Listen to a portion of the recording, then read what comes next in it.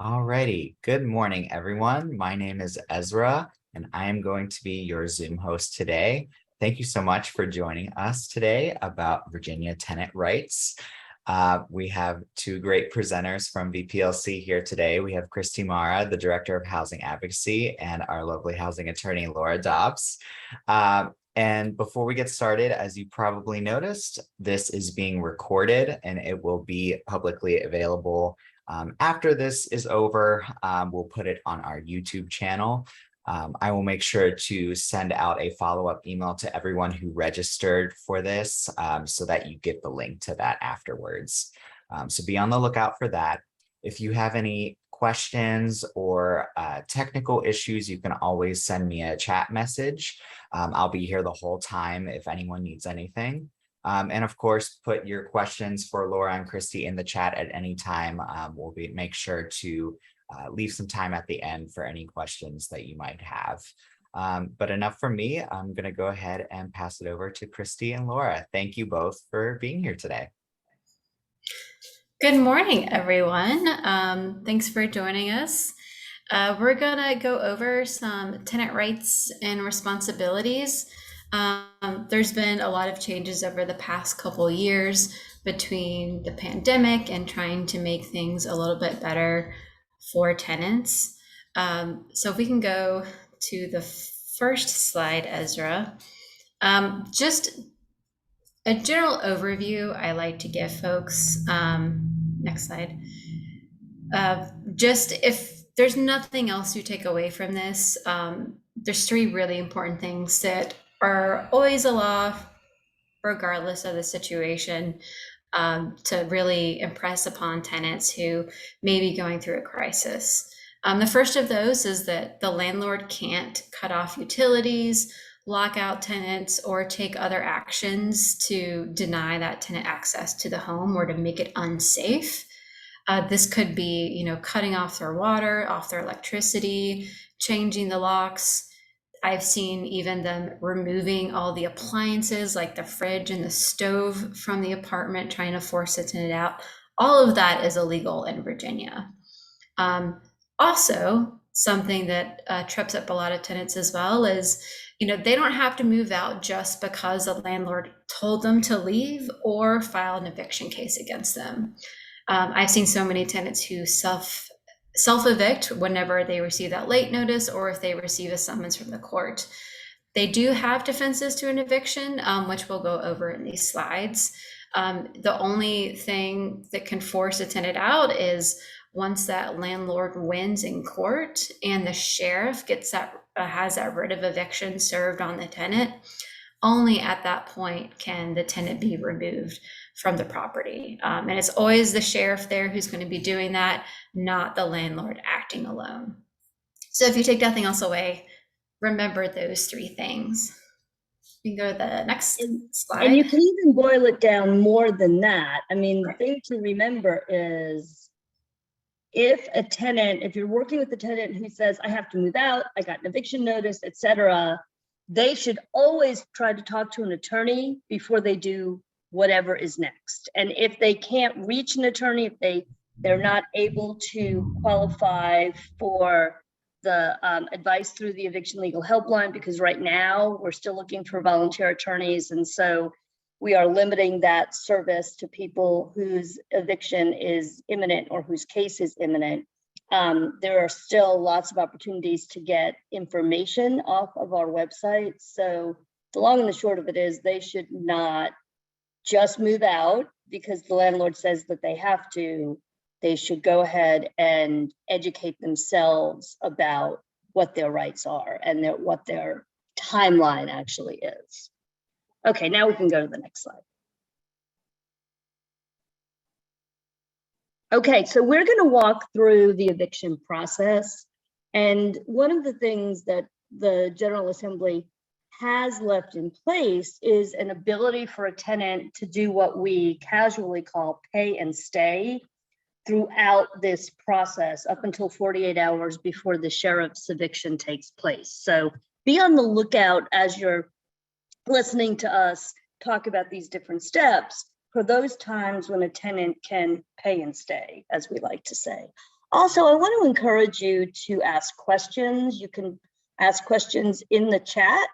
And Ezra, if you see a question pop up in the chat, feel free to interrupt us and ask the question, because I know both Laura and I enjoy the back and forth. And sometimes if we get and answer questions during the presentation, that will inspire more questions, and we can really dig deeper into the material, which I think is beneficial for everybody.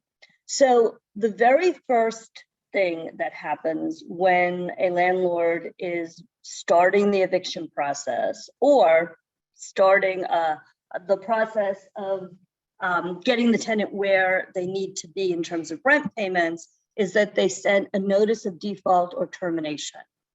You may know of these notices primarily as what we call pay or quit notices.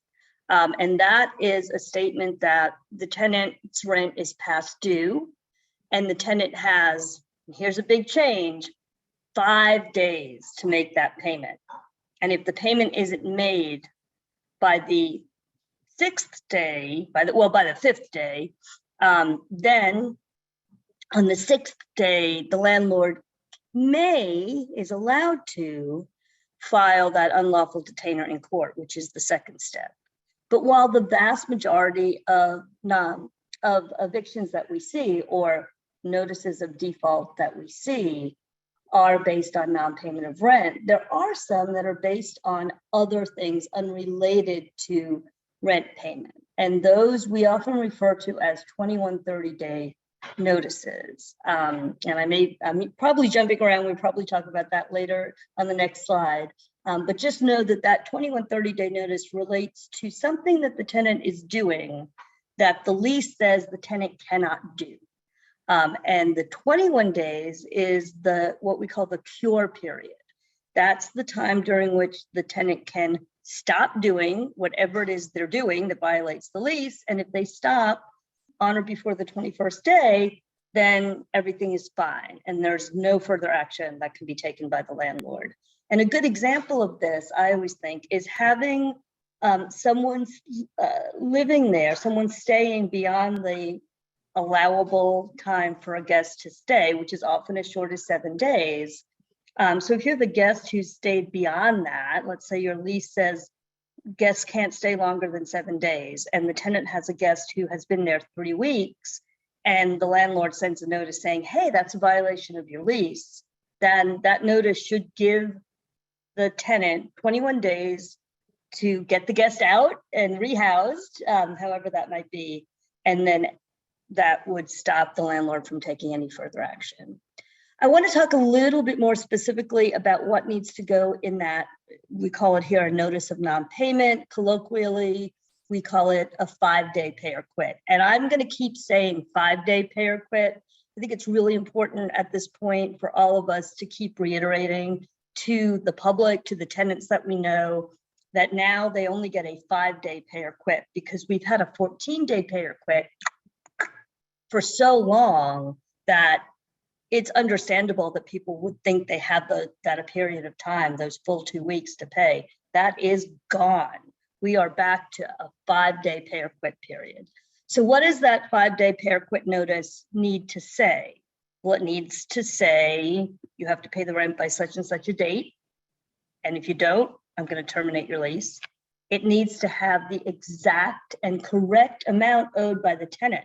So that includes not only the rent that's past due, but also if the lease says that the landlord can collect a late fee, it has to include the amount of the late fee. Now, many of you probably know a few years ago, the General Assembly capped the permissible amount that a landlord can get in late fees to 10% of the amount due and owed by the tenant. So if the tenant has made a partial rent payment, then the landlord can only collect that 10% late fee on the amount that the tenant still owes. If the tenant gets a housing choice voucher that pays 70% of their rent, the landlord can only charge that 10% late fee on the amount that the tenant herself is obligated to pay. So those are mistakes that landlords make. And so that can make the amount stated on the pay or quit notice incorrect. The landlord must also include certain information about legal aid. If the landlord is a public housing authority, then that pay or quit notice or any termination notice must state the name of the local legal aid that serves that jurisdiction, as well as that local legal aid's telephone number. If the tenant gets a housing choice voucher or some other local or state rental assistance, and so right now that could be somebody who is still getting the RRP statewide rental assistance. As we move forward, it could be someone who is getting the local rental assistance through the Virginia Eviction Reduction Pilot Program. And of course, anybody with any kind of housing choice voucher from HUD, their termination notices must contain the statewide legal aid telephone number and website. Now, this is something that the last bullet here, we're finding a lot of landlords are not aware of.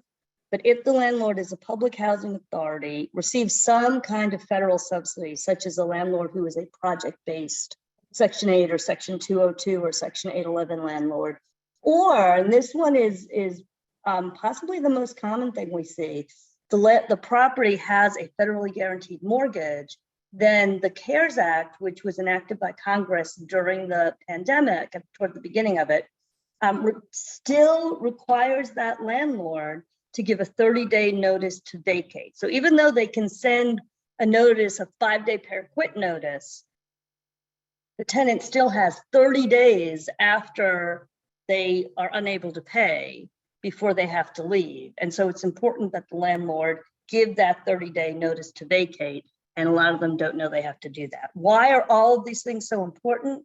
If any of these things are absent from the pay or quit notice, or if the 30-day notice should be sent but isn't, that can be a reason for the judge to dismiss a case that's filed in court. So it's important for you all to know this, so you know when to send a client or a tenant to legal aid. Do LIHTC properties count as federally backed mortgages? Not necessarily. LIHTC properties may have federally backed mortgages. It's a good thing to ask, but they're not linked, because the LIHTC is actually a form of financing that's not necessarily tied to that isn't tied to the mortgage. Laura, you were going to add something. Oh, yeah. So there is a database that you can look up to see if a property is covered by the CARES Act. And when we have the follow-up email, we include a link to that. It's a really helpful tool. I will also add that for other types of lease violations, the notice also has to say what the violation is so that the tenant knows how to fix it. It can't just say, oh, you violated the lease or this clause of the lease. And particularly for public housing residents, the rules there are even a little bit more strict, that it has to have enough specificity that that resident could put up a defense and defend themselves for whatever that alleged lease violation is. So it's not enough for the landlord to send a letter, hey, get out, you violated the lease. There needs to be enough information and the opportunity to fix it. Now, there are a few situations that, if the tenant or their guest is doing something that's a threat to the health and safety of other residents, then that notice period is much shorter, and they don't have an opportunity to cure that, but those are pretty rare circumstances.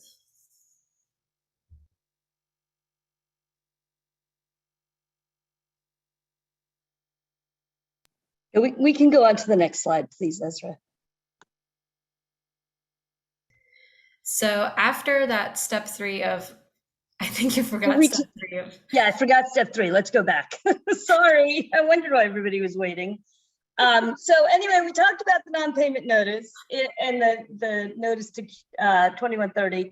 If payment isn't made by the 5th day, or that extra guest hasn't moved out by the 21st day, then the landlord is entitled to file an unlawful detainer case in court. Why? Because Virginia law says that the tenant has to be there, either have entered unlawfully or be there lawfully and then stay past the time they're allowed to be there, and then they are there unlawfully. So until that 5th day comes and goes and they haven't made the payment, they're not there unlawfully. Until that 21st day comes and goes and they haven't gotten the guest out and in some other form of housing, they haven't, they haven't failed to cure, right? So an unlawful detainer filed before those deadlines is filed too soon, and that's an unlawful detainer that should be dismissed if that timing problem is raised to the judge. And then finally, when the unlawful detainer is filed, the court issues a summons to the tenant for the tenant to go to court. Up in, unless they've changed them recently, up in the upper right-hand corner, it will say the date and time of the hearing. It should also check one of 2 boxes. Either you must appear on the hearing date to set another date for trial, or you must come to court and have your case tried. So most of the courts in and around Richmond, for example, the very first date is generally a case to what we call a return date. So a date for the tenant to come and set another date for trial. But I will say, if the tenant does not go to court, then the judge automatically enters a judgment for possession, allowing the landlord to evict or get the sheriff to evict the tenant. From what I understand, these judges are still routinely just entering these judgments without checking behind what the landlord's attorney is saying. So technically, judges are not supposed to enter judgments for possession unless the landlord's attorney or the property manager gives the judge the termination notice, and the judge makes that part of the case file. It's very clear from the law that if that doesn't happen, they're not supposed to enter a judgment for possession. But to the tenants out there and the tenants you're working with, judges skip over that part all the time. And so landlords are getting judgments of possession just because they show up and the tenant doesn't. And so that's really important for tenants to go to court. Now we can go to the next slide. I'll note too that not all courts do this, but some do, where say a tenant does show up to court, they have been unable to pay the rent or all of the rent. Oftentimes the first question that judge will ask is, do you owe the rent? And even if that tenant says, yes, but I'm not clear how much I actually owe, or I disagree with the amount owed, what we're seeing judges do is they will enter a judgment for possession and then set a trial to determine the amount of rent that the tenant owes. I think that's wrong, because how are you going to redeem if you don't know how much you owe? But that does happen. It is something for tenants to be aware of. And so we advise tenants who go to court, just ask for a trial. Like, if the judge is asking, do you think you owe the rent? Just say, I want a trial.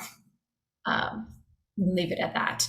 So if that step 4 is entering a judgment for possession, this basically lets them take the next step in the eviction process. They have an order from the court saying that the tenant was there unlawfully, that their lease is no longer valid, and they can go on to get that order of eviction. However, in the intermediate time, there is an appeal period.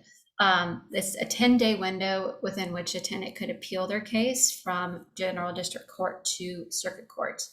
However, there are a few barriers to being able to appeal in a case. One, they only have 10 days to do this, so they need to get the money together quickly, and they have to file a notice of appeal with the court and pay an appeal bond.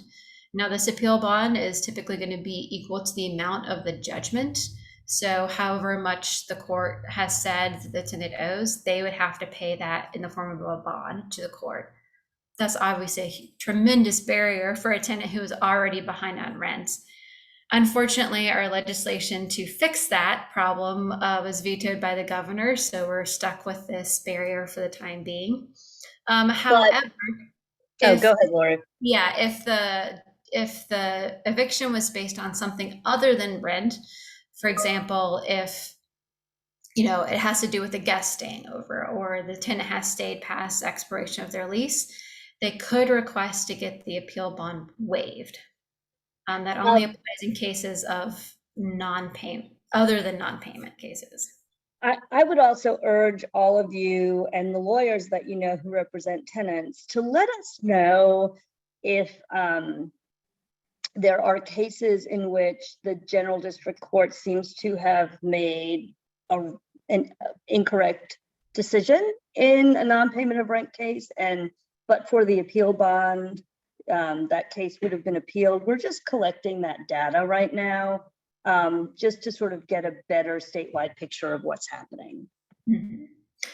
And even once if that tenant is able to either successfully post the bond or get the bond waived, if it's some other lease violation, they still have to pay ongoing monthly rent to their landlord as long as they're staying in that property. And if they miss a payment, then the landlord can send something to court and have that case dismissed. So they need to stay on top of any upcoming payments if they manage to appeal the case. Now, if they don't appeal, then after that 10 days, the landlord can get that writ of eviction, and that gets sent to the sheriff. And that takes us to our next slide.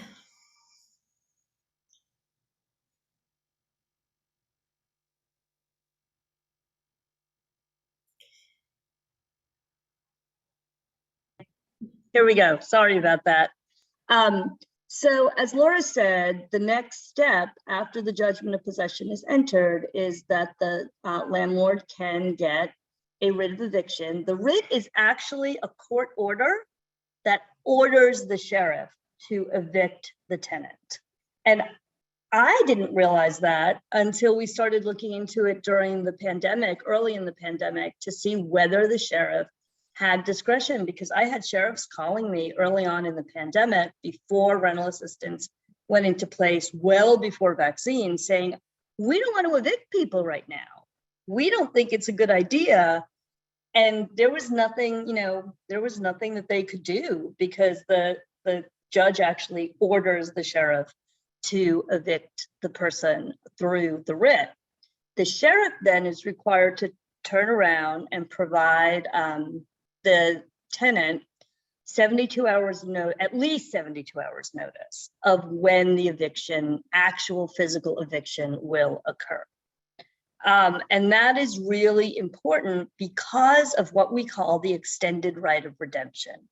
So the right of redemption is the right that tenants have to pay everything they owe and have an eviction case dismissed, or have an eviction by the sheriff canceled. And this only, of course, applies in cases that are about unpaid rent. But if the tenant, and I said this earlier, but it bears repeating, if the tenant can pay everything that they owe, including court costs, including legal late fees, and including, in most cases, if the lease calls for the tenant to pay the landlord's attorney's fees if the case is filed in court, in most cases, that is part of the amount sued for, and the safest thing to do is for them to pay that as well on or before that first return date, that first court date. That will get the entire case dismissed. If they're not able to pay by that point, they continue to have the right to redeem, to pay, up until 48 hours before the actual sheriff's eviction. And that's really important. If they don't know, how much do I owe at this point? Because they've stayed in the unit, they know that rent continues to accrue and they haven't been able to pay anything, they can contact the landlord, and the landlord is obligated to tell them how much they owe in order to redeem. If they make that payment and the landlord doesn't cancel the sheriff's eviction, that is an unlawful eviction under Virginia law, and they can sue their landlord for up to $5,000 or 4 months rent, whichever is more. So it is taken, this extended right of redemption is taken very seriously. Laura, you look like you want to add something. No, you covered the point exactly that I was going to mention. Oh, okay. All right. So step 9 just talks about the actual eviction, where yes, indeed, if payment hasn't been made and the landlord hasn't canceled the eviction, then the sheriff will come and physically remove the tenants and their belongings and change the locks. I want to say one more thing about redemption, because we forget about this, and I think it's important, especially for service providers, to know about. There is something called a redemption tender. It's a weird name, but it's called a redemption tender. And it is a letter on letterhead from either a local government agency or a nonprofit that says, we have promised to pay the tenant's rent and any other costs so that the tenant can redeem, so that the tenant will not be evicted. This is, and if the tenant appears in court on that first return date with this letter, then the court must continue the case for 10 days to allow the tenant to pay and redeem and have the case dismissed. This obviously is only used when the tenant knows that they owe the money and they have been assured that this local nonprofit or government agency can pay, but they're just, for whatever reason, not able to cut the check in time for the tenant to take it to court. But it's an important thing to know about for those circumstances. And one thing to add about that ninth step, with the actual eviction by the sheriff has to show up on the date and time that was on the notice they provided. Typically, they'll provide a range, be like, we'll show up on this date between 9 a.m. and noon. If they don't show up that day, they have to give that tenant a new notice, again, 72 hours notice before they show up. So they can't just be late and then show up out of the blue the next day. They have to give some advance warning to the tenant. Next slide. So there are defenses to an eviction. Not as many as there used to be now that protections are expiring, but these are just a handful. It's not inclusive of everything, but something to be aware of. If you're working with tenants, they show you this notice they got from the landlord, and here's a few things to flag. If they do have a defense, they should absolutely talk to an attorney as soon as possible to help them how to prepare that defense in front of a judge or do full representation if necessary. The first of those, if the tenant ends up paying all the amounts that the landlord says they owe, but the landlord's refusing to accept the money, landlord can't do that. They can't have an eviction when they're refusing to take the money that they demanded. And I know it sounds crazy that a landlord would refuse to take money, but I think one way that it's coming up more often, unfortunately, is when the money is some type of government assistance. So it could be rent relief money from the state rent relief program, because payments are still being made from that program, even though the portal closed and they're not accepting new applications. It could be the local eviction reduction pilot money that a number of localities have. It could be any number of things, but that is something that we have heard, particularly during the pandemic, that there are some landlords who don't want to accept government money, perhaps because they think that they have to fill out some paperwork or do some other things. Regardless of the reason, that does provide a defense to a tenant at trial. Mm-hmm. And the second, once a landlord gets a judgment for possession, that's only good for 180 days. After 180 days, they can't then suddenly decide that they're going to get rid of eviction to get the tenant out. At that point, the judgment is expired. They'd have to have a new basis to evict the tenant and go through the eviction process again, filing and giving a new notice, waiting that time period, filing a new eviction case, going through that process. And if the writ is more than 30 days old, they'd have to get a new writ. By law, the sheriff has to serve that within 30 days, but for some reason it doesn't. They have to go back and get a new, as Christie described, a new order from the court ordering the sheriff to evict the tenant. And the next one is if the tenant is a survivor of family abuse and the abuser is a wrongful actor here, that is a defense. So if the abuser is the one who breaches the lease, If that survivor gets a protective order or an order banning that abuser from the premises, landlord can't evict the tenant for that. I don't know if you have anything else to add there, Christie. Yeah, there's a really frustrating caveat to this. And I think overall, for those of you who work with domestic violence survivors, this entire statute is really frustrating and has its limitations because it only applies if the domestic violence survivor took that step of getting a protective order that bars the abuser from the home, or actually reported it to the landlord and asked the landlord to get a bar notice, which is, in my experience, even less likely. So that we recognize that it has those limitations. In addition, even if a victim has gone to the court, gotten the protective order, provided a copy to her landlord, if the abuser comes back and she doesn't notify her landlord that the abuser has come back, she does not have access to that defense. It goes away. So there are lots of ways in which that is not as useful as we'd like it to be. Nonetheless, it is something that is there if the tenant has followed all the right steps. Mm-hmm. And the next is if the tenant's breach of the lease was not material, meaning it wasn't anything significant.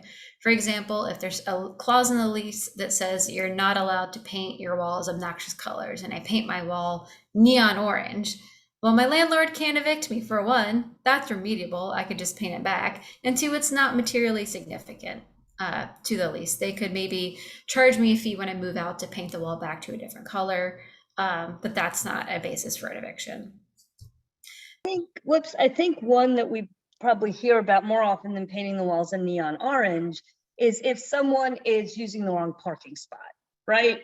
That's pretty common. And first of all, again, it's remediable, but it's one of those things. One thing to know about remediable breaches is that if it is a material breach, like having a guest stay longer than the 7 allowable days, or continuing to have super loud parties that disturb the neighbors. If the tenant stops or remedies that situation within the 21 days, great.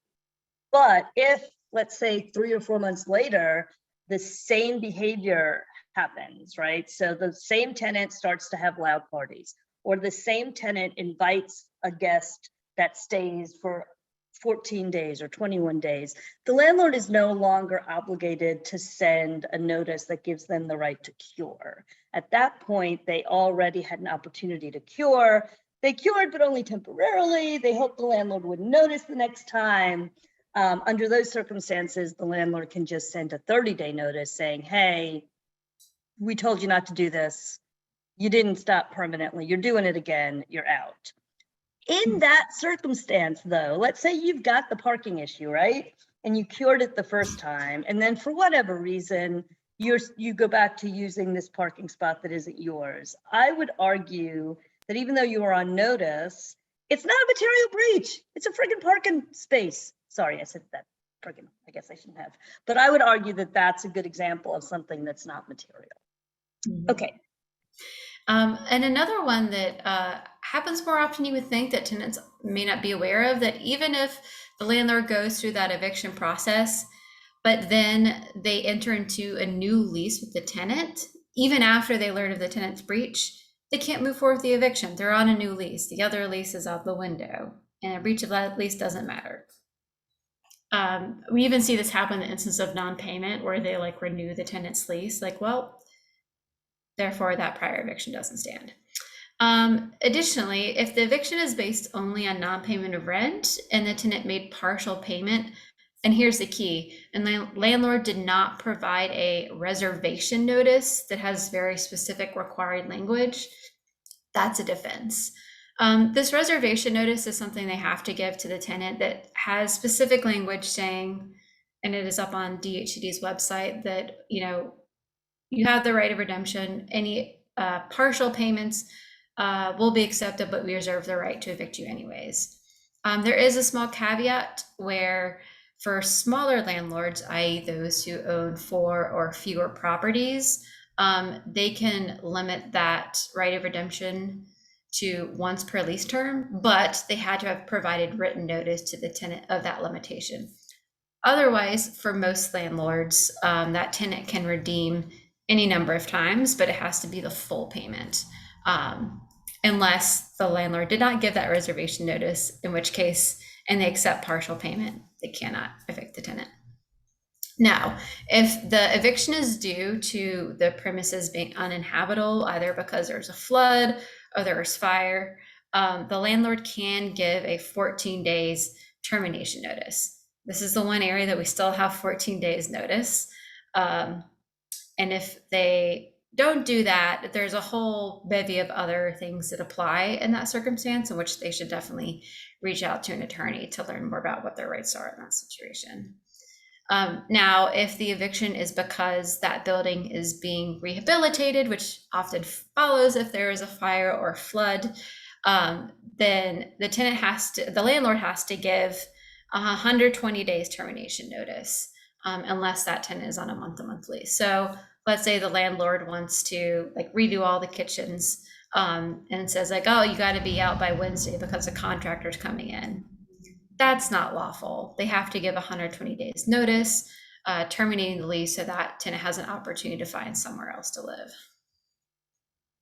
On to the next slide.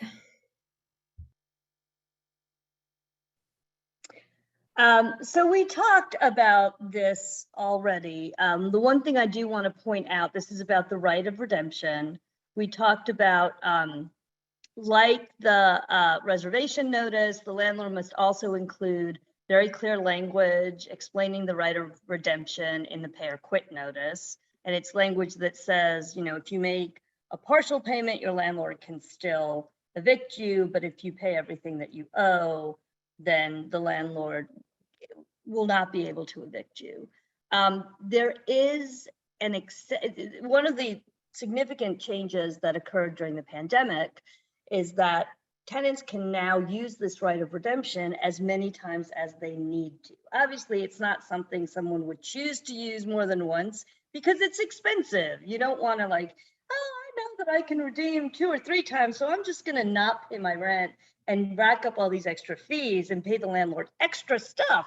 That doesn't happen, but people do get into tough circumstances on occasion where they have to use this right of redemption more than once during their lease term. That is allowed now, unless the landlord is what we call a small landlord, meaning they have 4 or fewer rental units, and they have sent the tenant a written notice saying that they are limiting their right to redemption to only once during the lease term. So it's very important that both of those things exist if the landlord wants to limit the right of redemption to something the tenant can only use once. Just a couple of things to review that I think we talked about earlier, and that is the importance of the landlord providing the exact amount due. Again, it's important to know, and this can trip people up, that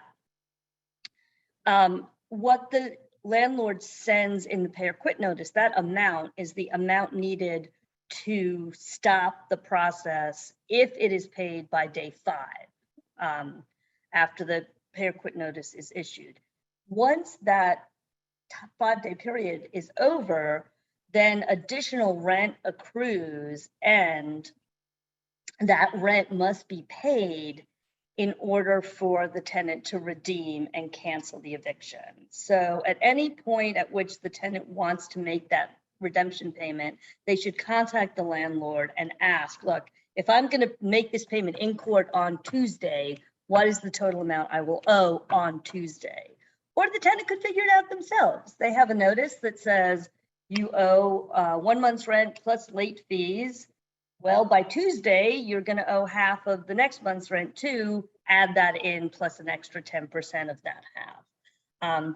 That's math. I don't do math well. I would be the one calling the landlord, asking for the amount to be sent to me in writing. All right, I think we talked about everything else on the slide. Laura, do you want to add anything? All right, let's move right along. So we've mentioned illegal evictions a few times, but now we're getting into what to do if a landlord illegally evicts a tenant. either by changing the locks, making the house unsafe, cutting off essential services, or by refusing to cancel a sheriff's eviction once a tenant has used their extended right of redemption. If that happens, the tenant can file something in court, and this is a bit of a mouthful. It's called a tenant's petition for relief from unlawful exclusion. And that's something they would file in general district court in the county or city where the property is located. The court has to schedule that first hearing within 5 days. This is an urgent situation. Someone's being unlawfully excluded from the property that they have a right to. Court needs to have that first hearing within 5 days. And if the tenant shows that the landlord unlawfully evicted them, the tenant is entitled to $5,000 in statutory damages. Statutory means that this is something in the law that the landlord is obligated to pay if they are found to be in violation of the statute, regardless of other circumstances. In addition to that, the tenant could get actual damages. These are any expenses they've paid on account of having been evicted illegally. For example, tenant has an infant and all of their baby formula was in the fridge when the landlord changed the locks. They had to spend the weekend in a hotel and buy extra formula for the child. They should bring those receipts with them to court and show, like, look, I didn't have access to my baby's food. I had to pay for a hotel. Here's the receipts, and ask the court to recover that amount of money from the landlord, in addition to the $5,000 in statutory damages. Yeah, and we know, I was just going to add, we know that those actual damages are usually not a lot, which is why we lobbied so hard to get the $5,000 in statutory damages. But by all means, tenants should add those on top. They should be getting all of that. And our hope is that word gets out to the type of landlord who would take this unlawful action, that they're going to be in debt to the tenant for $5,000 if they do take this unlawful action. So we're hoping to see less of these as word spreads. And that we do have like a toolkit on how to file these type of cases on our website. We'll be sure to include a link in the follow-up email to this. Next slide. And the next. So one of the things that we hear about most often when we ask groups of tenants about their primary concerns with their living situation is that their landlord is not maintaining the home in a safe and habitable condition. A landlord is obligated both by what we call common law, which is just the history of cases that came before, and by the Virginia statutes, which are the laws, of course, that the General Assembly passes and the governor signs, to keep a tenant's home healthy and safe. And what does that mean? Well, it can mean a lot of different things. It means that there shouldn't be structural problems with the home that are allowed to persist. Things like broken stairs, holes in the floor, holes in the porch, handrails that are broken, etc. It means that all the plumbing should be in good working order at all times. It means that all the appliances should be in good working order at all times. It means that the heat should be working whenever it's turned on. And if the landlord has agreed to provide air conditioning, it means that the air conditioning must be working at all times. That if, as the slide points out, there is a need to make a repair and the need presents an emergency, the gas is broken, the heat is broken, then that landlord has to make that repair right away. This slide is actually talking about what the landlord's rights are in order to fulfill their obligation to make the repair. So if there's a gas leak or if the heat is broken, but the landlord gets a repairman to come fix it, those are things that they can enter your home to do without giving you notice. Not so much the heat, but definitely the gas leak, anything that can cause a fire, anything that can cause a flood or damage to the apartment. You can refuse a landlord the right to enter without notice for a non-emergency repair or for regular maintenance. For those things, the landlord is required to give you at least 72 hours notice. Next slide, please. So the question comes up a lot. How do I force my landlord to do repairs? I've let them know repeatedly. They refuse to fix anything. Well, there's two methods under Virginia law on how to get those repairs done, and we'll go into detail on each of these. But the first is repair and deduct, to where if it is a health and safety issue, your landlord hasn't started those repairs within 14 days after you've given them written notice, you can hire a certified contractor or have a nonprofit donate their services with a certified contractor doing those repairs, and then deduct that cost from your rent. The other method is through the court, where you would file something called a tenant's assertion. So if, unfortunately, the timeline is a little bit looser on this one, because the law says if the landlord refuses to do repairs within a reasonable period of time, then you can pay your rent into escrow with the court and ask the judge to mandate those repairs. So let's go to the next slide for more details on this.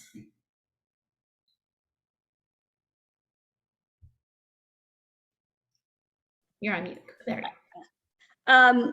So there are particular steps that you have to follow even to use the repair and deduct remedy. First and foremost, as with the tenant's assertion, which Laura will talk about in more detail in a moment, you have to notify your landlord in writing that a repair needs to be made. And we've got a list here of health and safety defects that are covered by both of these repair statutes. And you can see some of the things that we mentioned on the last slide or the slide before. Broken stairs, exposed electrical wires, rodents and pests, backed up sewage, all of these things are health and safety issues. And this is, of course, not an exclusive list. There are lots and lots of additional things that can pose health and safety risk to tenants and other occupants of the unit if they're not promptly fixed. So first step in the repair and deduct law is that the tenant sends something in writing to the landlord specifying, hey, I don't have any hot water. I need you to fix the hot water, send someone to fix the hot water within the next 14 days. Hot water is a pretty easy thing to fix. Landlords should have a plumber. They should be able to call the plumber. A plumber should be able to make it out there within 2 weeks. If that has not happened, then at the end of that 2-week period, the tenant can call a plumber herself. Now it has to be a licensed plumber. It can't be Uncle Roy who tinkers around with stuff and tries to fix things, and this has been his hobby for 20 years, but he doesn't have a license. It has to be a licensed plumber, but the tenant can then get a licensed plumber to come out, make the repair. The tenant can pay this plumber, or the tenant, even if there's a charity that pays the plumber, whoever pays the plumber, the tenant is entitled to get the amount paid to the plumber on behalf of the tenant deducted from the following month's rent. How does the tenant do that? Let's say the tenant paid the plumber $250 and their rent is $850. Then when rent comes due the month after the repair is made and paid for, the tenant can pay $600 and provide the landlord with a copy of the receipt showing that this licensed plumber was paid $250 on behalf of the tenant or by the tenant in order to make the repair. Now, let's say the tenant's Uncle Roy is a licensed plumber and says, and has been working for 20 years as a licensed plumber, and says to the tenant, I'll fix it for you. And then I'll give you a bill showing what the charge would have been had I not done it for free. The tenant can take that bill for $250 from Uncle Roy and still use it to lower her rent payment for the following month and provide a copy of it to the landlord that says services in the amount of $250 were provided. That is something that the General Assembly put into this code section to encourage people to donate their services, licensed professionals to donate their services to help these tenants. They were concerned that professionals would not want to donate their services to help landlords who were refusing to make repairs. And that certainly made a lot of sense to us. There is a limit to the amount that the tenant can deduct. The amount can't exceed the lesser of 1 month's rent or $1,500. So in the earlier example, the most that they could have deducted if Uncle Roy actually said, you know, this is $1,000 repair, then the most they could have deducted was 1 month's rent or $800. All right, I think we can go to the next slide unless Laura has something to add. So the other method for dealing with repairs, this applies both to repairs, but also any other lease violation that the landlord is doing. Again, it starts with giving a written notice to the landlord of the violation, such as they didn't fix the hot water. They have to give that written notice about the need and then wait a reasonable period of time for the landlord to complete the repairs. What's reasonable?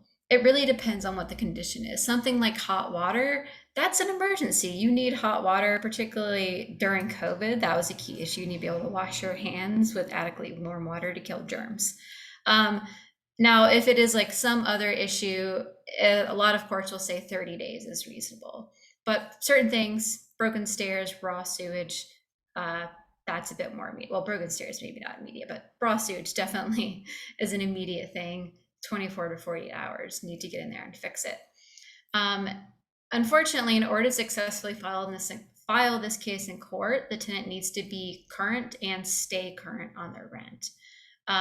They can't withhold rent. They have to pay any ongoing rent into escrow with the court. And the court will hold on to that money until they decide the case. They can either release that money back to the tenant because they're not getting the full benefit of what they paid for, or they can release the money back to the landlord or some combination thereof. Or the tenant can even ask to end the lease agreement. They could say that, look, the landlord has repeatedly failed to remediate the mold and the rodents in this apartment. I've tried multiple times to get them to fix it. They refuse. At this point, I just want out. And they can ask the court to end the lease agreement without any penalty to the tenant. They can also ask the court to order the landlord to make those repairs. And typically that case is going to be ongoing to make sure that the landlord is actually following through on the repairs. And like I said, they can also distribute any escrowed money back to the tenant or the landlord or some combination thereof.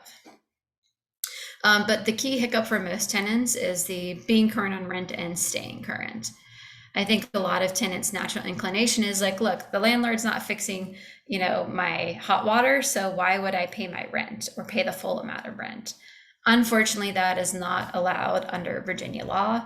And unless they become current and pay ongoing rent to escrow, they're not going to have any success even getting this case filed or heard by a judge. And that's one thing that makes the right to remedy by repair really helpful, because if a tenant doesn't have money to pay the rent, isn't current on rent, possibly because they have had to stay in a hotel because they didn't have any heat or they didn't have any hot water, and they can get a licensed contractor to donate those services, it doesn't matter that they haven't paid the rent. And in fact, that can help them come current with the rent because they can use their rent money when they get paid to pay off the past due rent, because they're not going to owe for the month that that they're using the repair and deduct rule. And my advice in these situations and any dealings with landlords is for tenants to have everything communication with the landlord in writing. You know, even if they did provide, you know, a written notice to the landlord one time, but by the time they're in court trying to prove that the landlord didn't actually do the repairs, the whole he said, she said, the judge is not going to entertain that. I've seen unfortunate trials, for example, where a tenant is trying to get them to fix a roach infestation. They provided the proper notice to get into court, but everything thereafter of like, what steps actually happened became a game of he said, she said, who did what, when did the repair person or the rodent person actually show up, what did they do, get everything in writing.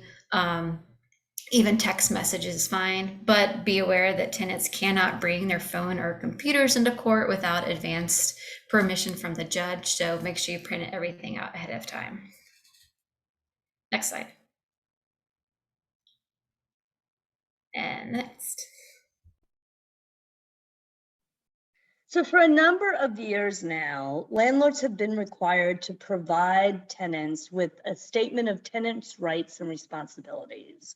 There is a form on the DHCD website that is commonly used for the tenants' rights and responsibilities statement, and it was something that was put together by a stakeholder group that included both landlord representatives and tenants. One of the really important things to know about this tenant rights and responsibilities is that if a tenant has not received a copy of the rights and responsibilities from their landlord, then their landlord cannot file suit against them. He can file, but that case should be dismissed because the law says that a landlord cannot maintain an action in court against the tenant until the statement of tenant rights and responsibilities has been provided to the tenant. So that is sort of the enforcement mechanism to make sure that everybody gets a copy of the rights and responsibilities. But we're going to talk now about what those rights and responsibilities are. Again, you'll find all of this information on the form that DHCD has put together. It's a one-page form, front and back. It can be printed such that it's a one-page form with the rights and responsibilities listed on the front and the back. And here are some of the important rights and responsibilities that it includes. First of all, yes, so Nancy Carpenter has asked, does that include those tenants on month-to-month leases? Yes, all tenants must get a copy of the tenant rights and responsibilities before a landlord can file a case against them in court. Landlords can't charge an application fee, which is non-refundable, of more than $50 or $32 for folks if they're living in public or subsidized housing. We all the time see landlords who oddly will charge $60 or $65 as an application fee. That is not allowed. They can only charge $50. So that tenants have a right to pay $50 or less for their application fee. They have a responsibility to pay their rent on time. I think everybody knows that one. Yes, Laura. Yeah, so unfortunately, when it comes to application fees, the landlords, of course, charge that non-refundable $50. However, landlord can also charge tenants for the out-of-pocket expenses of processing their tenant application, and they often do. So I think that's something that ends up adding up very quickly for tenants, is paying to have the same tenant screening report run from each landlord that they're applying to. Yeah, next slide. The next is tenants in Virginia have the right to a written lease. Even if the landlord does not offer a written lease, there are lease terms that are dictated by law. So even if they didn't get a written lease, they're protected by statute. And if you're interested in seeing what those are, happy to send it to you. Has basic things about, when rent is paid, what the late fee is, etc. So regardless, they're protected by statute. The responsibility here is that if rent is paid late, usually it's the 5th of the month, but that's not actually dictated by law. It's whatever the landlord sets in the lease. They have to pay a late fee only if it's obligated by the lease. So if the lease does not include any fee or late fee, then landlord can't charge it. But if they do, that late fee is limited to 10% of what the tenant actually owes. Even if the written lease says that the tenant has to pay a 20% late fee, that's illegal. Tenant only should be paying 10%. Can they charge fees on top of fees? What do you mean by that, Nancy? Are you talking about like cascading late fees? Yes. No. So when it says 10% of the amount due and owed by the tenant, let's say, in January, tenant only pays $100 worth of rent out of 1,000, and then come February they pay 900. The landlord can't like add all of those up. It's still whatever amount that the tenant actually owes and is due, even looking back from previous months. And I know there's like another cap that I'm forgetting, Christie. Yeah, so the landlord can never charge more than 10% of the total rent that has to be paid by the tenant. So even if there are a number of months during which the tenant is late and the total amount of late rent owed by the tenant exceeds their monthly rent, the late fee cannot be more than 10% of their monthly rent. So hopefully that addressed your question. Next slide.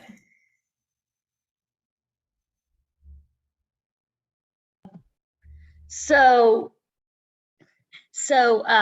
landlords are allowed to charge security deposit when a tenant moves in of no more than 2 months rent.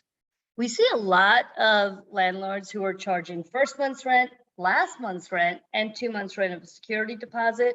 I think that's a little bit suspect because the idea is we don't want people paying more than 3 months rent as an upfront fee, but I don't know that that's been challenged yet. So for now, I think that that is probably a permissible practice. We know though, and this slide does point out that even 2 months rent as a security deposit in addition to the first month's rent creates a significant barrier for a lot of low-income tenants to a lot of places that they would otherwise be able to afford. Nonetheless, it is the tenant's responsibility to pay the security deposit, and they can also be required to get renter's insurance and damage insurance. Renter's insurance insures the renter's belongings. Damage insurance is something that can take the place of a security deposit, and because of that, the total amount of a security deposit and damage insurance can't exceed more than 2 months rent when you add them together. So that's the responsibility. The right that a tenant has is to do a move-in inspection with the landlord present and write down any problems that they see with the unit at that time. And they can be little things. There are scuff marks here. There's a broken mirror here. The door knob comes off here. But it's important to write all of this down, because if they are things that are somewhat unusual and don't result from normal wear and tear, in other words, it's not something like the carpet is dirty or, the walls, the stovetop has some grime on it. That's normal wear and tear. But if it's things that are broken, they need to be reported on the move-in inspection so that at the end of the lease term, when the tenant and landlord do a move-out inspection, the landlord won't say, oh, look, these things are broken. Now I'm going to take the money out of your security deposit. Was there another question? Sorry, I'm not. No, okay. So I think we can go on to the next slide. So this is a right that a lot of people don't know about, but tenants have a right to make a request in writing to the landlord to receive an accounting of all the payments they've made up until that point in the lease. And that could be really important if there is a dispute in the future and the landlord is saying the tenant owes more rent than perhaps they really owe. In other words, it's not a bad idea, especially if you've had an unexpected expense. If a tenant's had an unexpected expense like a car repair and they know that they're going to be late on the rent or not be able to pay the full amount of the rent, as soon as they know that, they should send a written request to the landlord for an accounting of all the payments made to date. That way they have that to show that as of the date that their, the car repair became necessary, they were not at all behind on rent. That way, if they do fall behind, they have clear accounting as to the amount that they fell behind by and when it happened. Because I have seen so many cases over the years where landlords are just keeping horrible records. And then when somebody gets behind, the landlords come up with some dollar amount that is far in excess of what the tenant actually owes. It's better to know that up front. If the landlords do present a ledger, an accounting to the tenant after the tenant requests it in writing that is inaccurate, it's important for the tenant to work with the landlord to fix that ledger, hopefully before any case based on non-payment has to go to court. We already talked about the responsibility that's listed on this slide, and that is that a tenant has to allow a landlord access to fix an emergency condition. And if the landlord gives 72 hours notice, must allow that landlord in to make some routine maintenance or routine repair. I think we can go to the next slide. All right, I'm back. Okay, go for it. It's something that I think tenants get in trouble for often is that they are responsible for the actions of their guests. So if your guest causes damage to your property, unfortunately, the landlord can charge you for that damage. Now you could go after for your guests who did the damage and try to recover, but per the lease, you're the one responsible to the landlord.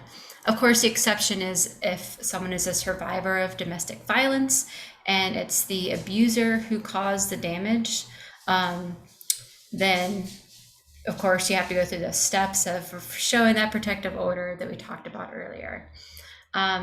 You also have the right to privacy and to a fit and habitable home. You can't have the landlord just showing up at odd hours to your apartment, dipping into your cookie jar for no reason. You have exclusive right to the property. However, you also have a duty to keep the home safe and clean. So if you are a complete slob, leave food out, and you end up attracting rodents to the property, then you're responsible for that. However, if you've done everything to keep the place clean, rodents show up anyways, because let's face it, that happens, then the landlord has to help remedy the issue. Laura. Yeah. What is that picture and why do you have an X over it? I know that I'm not the only one who's wondering. It's a camera spying on a tenant. Oh, look at that. It is. I thought it was a sideways picture of somebody vacuuming. I got the two confused. I have an overactive imagination, clearly. Okay, I think we can probably go to the next slide now. Oh, it's a fin. The end. I'm hoping that people have some questions because we're certainly here and happy to answer them. We tried to cover all of the big practical things that we think it's important for everyone to know about tenants' rights in Virginia, but inevitably we leave out things that people are thinking about. So this would be a great time. You can either put it in the chat or we can get rid of the PowerPoint and see each other and you can raise your hands if anybody has any additional questions.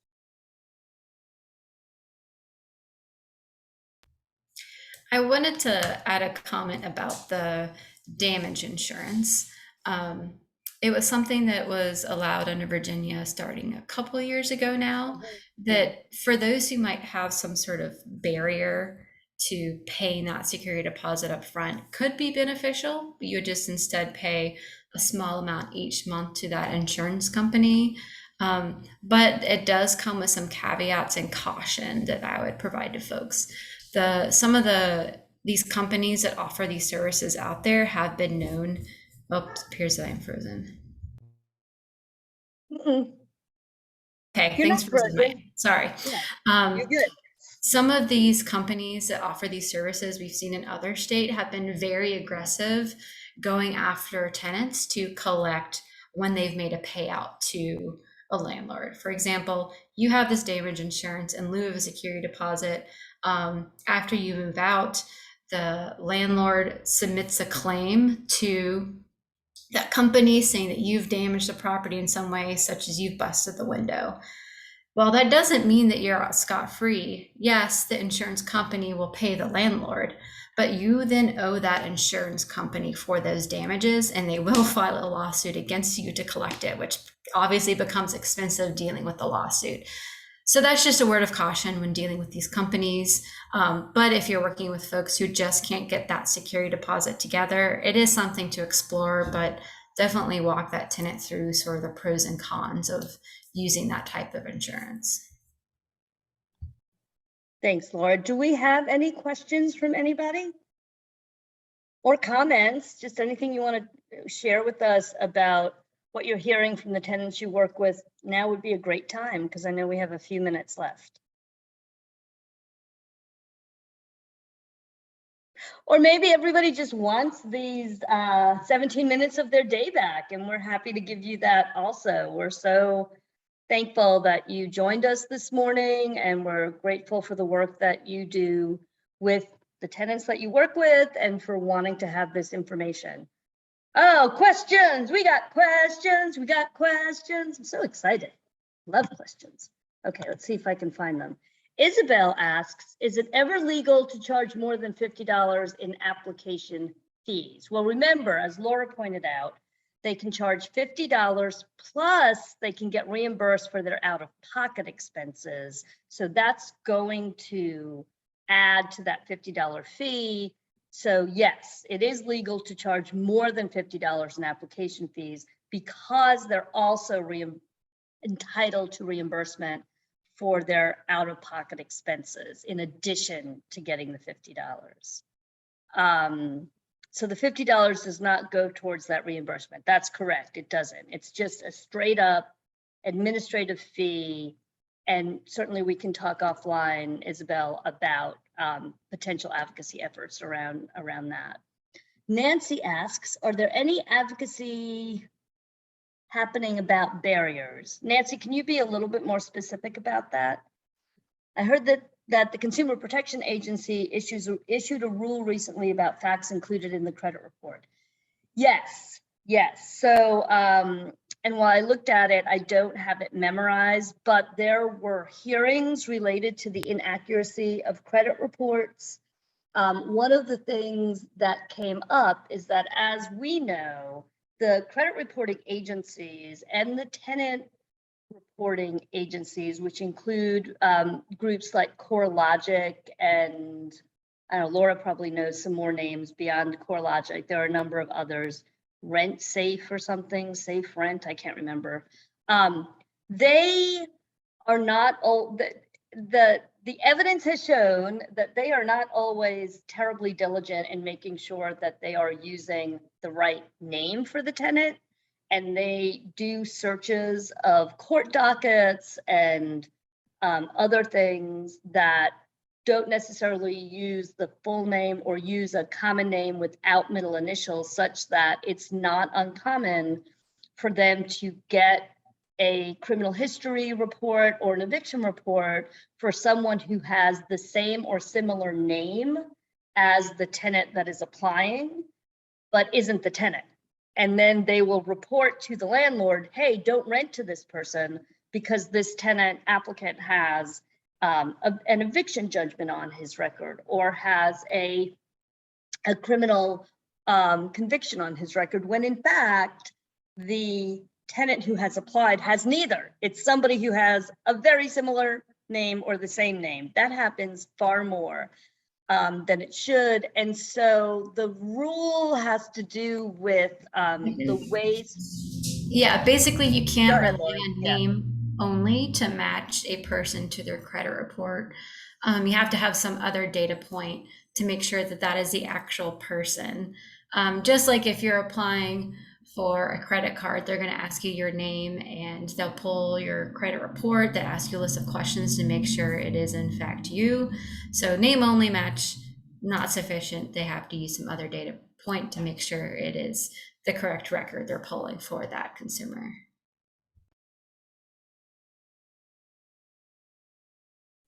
Do we have any other questions? Good questions.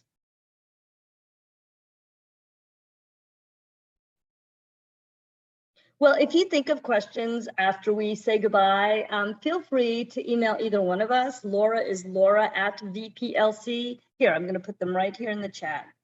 Because I don't think they're on this last slide here, but we have Laura at vplc.org. My typing, I had to drop out of typing in this, what was that, 7th grade, 8th grade, 9th grade, something, because I was failing. Just didn't seem worth it. There you go. In any event, feel free to email us anytime with questions. We want to be a resource for you as you work with the tenants in your day-to-day jobs, or just as you talk to folks in the community who are having some issues. Please feel free to send them to us or to send them to the resources such as our housing website, which you see right there, or the eviction legal helpline. All right, I think Thank you, everyone. I'm going to give you back 12 hours of your day. Bye all. Have a great day. Thank you, Laura and Christy. Thank you, Ezra.